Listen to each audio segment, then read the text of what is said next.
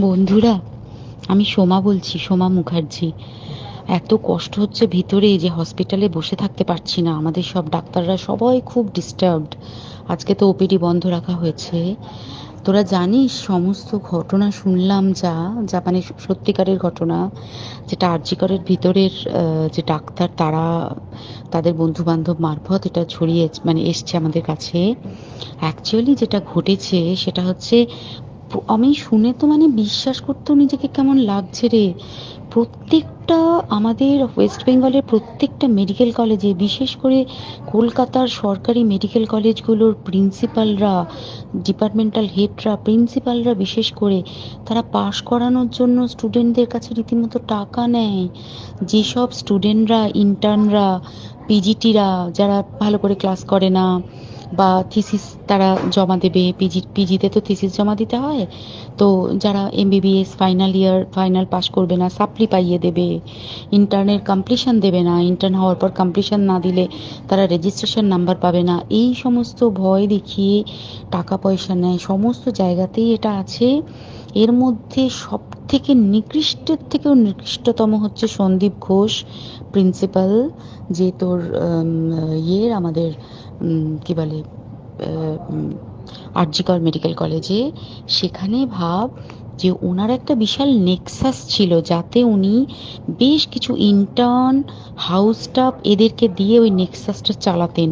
তারা ওখানে একটা সেক্স র্যাকেট চালাতো, তারা একটা ড্রাগ র্যাকেট চালাতো। ড্রাগ র্যাকেট মানে ওই যে ওটাতে বলেছে না, ড্রাগ মানে শুধু ওই হেরোইন আর ব্রাউন সুগারের ড্রাগ খাওয়া বা মদ খাওয়া নয়।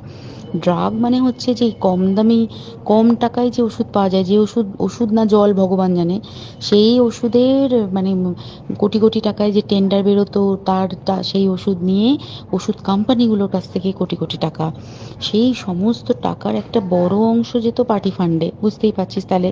সেই জন্য পার্টির একদমই কাছের উনি, পার্টির মানে একদম খোদ মানে ওপর লেভেলের একদম আসল জায়গাকার কাছে।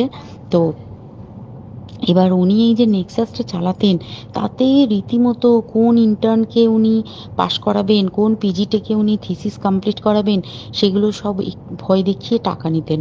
আর তার হয়ে কাজ করতো ওই ইন্টার্ন হাউস স্টাফের একটা পুরো বড় নেক্সাস। এবার এই মেয়েটির, যে পিজিটি মেয়েটি অত্যন্ত ভালো, সে তার থিসিসটা কমপ্লিট করাবে না বলে হুমকি দিচ্ছিল। সে এটা জানতে পেরে গিয়ে বলেছিল যে আমি এরকম কোনোভাবেই মেনে নেব না, আমি এর এর বিরুদ্ধে আমি যাব এবং আমি এর বিরুদ্ধে সব ফাঁস করে দেবো। তখন তাকে রীতিমতো ধমক দেওয়া হচ্ছিল। এটা চলছিল লাস্ট 6 মান্থস ধরে।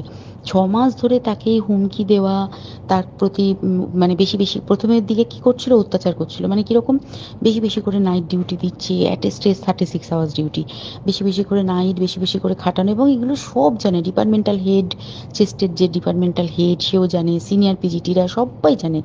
প্রিন্সিপালের নির্দেশেই হচ্ছে এবং ওনার নেক্সাসের ছেলেমেয়েরাই কাজ করছে। তারা 6 মাস ধরে এটা করেছে। করার পরেও যখন ওকে আটকাতে পারেনি, তখন কি করেছে, ওই দিনকে ওরা ঠিক করেছে যে দিনটাতে এই ঘটনাটা ঘটেছে, সেদিন কতখানি প্ল্যান্ড এবং গট আপ গেম দেখ। সেই দিন ওই ঘরে, ওই সেমিনার রুমে প্রত্যেক দিনই চারতলার আরও অনেকেই যারা সিনিয়র পিজিটি বা জুনিয়র পিজিটি, তারা কিন্তু বিশ্রাম নিতে যেত, অনেকেই ওই ঘরে যেত। সেই দিনকে ও একা, ওকে বলেছে তুমি ঘুমিয়ে পড়ো, ওকে একা রেখে এসেছে। বাকিরা কাউকে যেতে দেয়নি, বলেছে ওই ঘরে আজকে ঘটনা ঘটছে, মানে কাজ হচ্ছে, ওই ঘরে কেউ যাবে না। ওই ঘরে সেই দিনকে ওর সাথে যখন খাওয়া দাওয়া করেছে বাকি 4 জন, সেই 4 জনের মধ্যে একটি মেয়ে পর্যন্ত ছিল। সে কিরকম মেয়ে চিন্তা কর। এরা ডাক্তার না জানোয়ার জানি না, আমি জানোয়ার বললেও জানোয়ারদের অপমান করা হয়, কারণ জানোয়ার সমাজে এরকম কাজ হয় না। তো ডাক্তার না কি আমি বলতে পারবো না। সেই ইন্টার্ন মেয়েটি আরেকটি ইন্টার্নের গার্লফ্রেন্ড। তো তার সাথে ওই পিজিটি মেয়েটি প্রচুর ঝগড়া হয়েছে। ঝগড়া হওয়ার পরে তারা তো হুমকি টুমকি দিয়ে চলে গেছে, দিয়ে তারা বলেছে তুমি ঘুমো। এবার ও তো আর জানে না, ভালো মনে শুতে এসেছে। তারপরে তারা গিয়ে মদটদ খেয়েছে, 7-8 জন মিলে চড়াও হয়েছে। এবং তোরা জানিস যে প্রথমে তার হাত দুটোকে দুপাশে 2 জন ধরে রেখেছে এবং সেই কাজে সেই মেয়েটিও সাহায্য করেছে, ইন্টার্ন মেয়েটি। 2 জন ওকে পা দুটোকে টেনে জরাসন্ধের মতো ছিঁড়ে ফেলেছে, মানে ছেঁড়ার মতো করে টেনেছে, যাতে পেলভিক বোন ভেঙেছে, গলার বোন ভেঙেছে। মানে কি বিপর্যস্ত মানে বিধ্বস্ত, কি নৃশংস অত্যাচার করেছে, ওকে উল্টো দিক করে শুইয়েছে, পিঠের ওপর দিয়ে বুট পরে হেঁটে গেছে, মাথাটাকে এমন থেঁতলেছে যে মানে স্কাল ফাল রাপচার হয়েছে। এই সমস্ত করার পরে শ্বাসরোধ করে তাকে মেরেছে।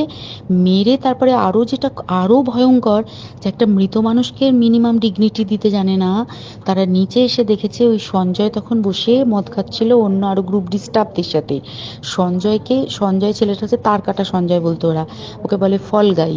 মানে ওর একটু ওইসব আলুর দোষ আছে, ও যত্রতত্র যখন তখন প্রস্টিটিউট এলাকায় যায়।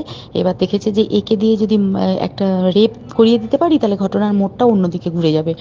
এইবার ওকে বলেছে, যা সেমিনার রুমে তোর জন্য রেখে এসেছি, যা তুই এবার গিয়ে কাজ করে দিয়ে আয়। ও এসে ওই ডেড বডিকে রেপ করেছে যাতে তার ভ্যাজাইনাতে সিমেন্ট পাওয়া যায়। তো এবার এই হচ্ছে, প্লিজ আমি নাম করে ফেললাম সব কিছুই, কতজন আমি যে নামগুলো পাঠিয়েছি এই সব ডাক্তাররা, এরা সব জড়িত জানিস, কিন্তু কেউ কোনো প্রমাণ নেই প্রমাণ লোপাটের জন্য। সেদিনকে ওই ইন্টার্ন এবং ডাক্তাররা যে ওইখানের যে বাথরুমটাতে হাত পা ধুয়েছে রক্ত ধুয়েছে, সেইটাকে সাত তাড়াতাড়ি প্রমাণ লোপাটের জন্য ওই দেওয়ালকে ভেঙে দিয়ে তার মানে ওই বাথরুমের জায়গাটাকেই ভাঙতে হচ্ছে ওদের, ওখানে নাকি ওরা রুম বানাবে। কালকে দেখেছিস তোরা খবরে। আর বেশি বলতে পারছি না, মানে তোরা তো সবাই প্রোটেস্ট করিস, আমরা তো আমাদের দিক থেকে করছি, কিন্তু কিছুই হবে না, এই পোড়া দেশে কিছুই হবার নেই, শুধু ভেতরে ভেতরে গুমড়ে গুমড়ে কষ্ট পাওয়া। আর আগামী প্রজন্মের যে ডাক্তাররা বেরোবে, তারা যে ইন্টার্ন বা পিজিটি বা এই যাদের কাছে আমরা যাব ভবিষ্যতে, তারা কি ডাক্তার না কি আমি জানি না, কি নিয়ে তাদের কাছে আমরা যাব আর কি করেই বা আমাদের পরের প্রজন্মকে আমরা সুরক্ষিত রাখবো।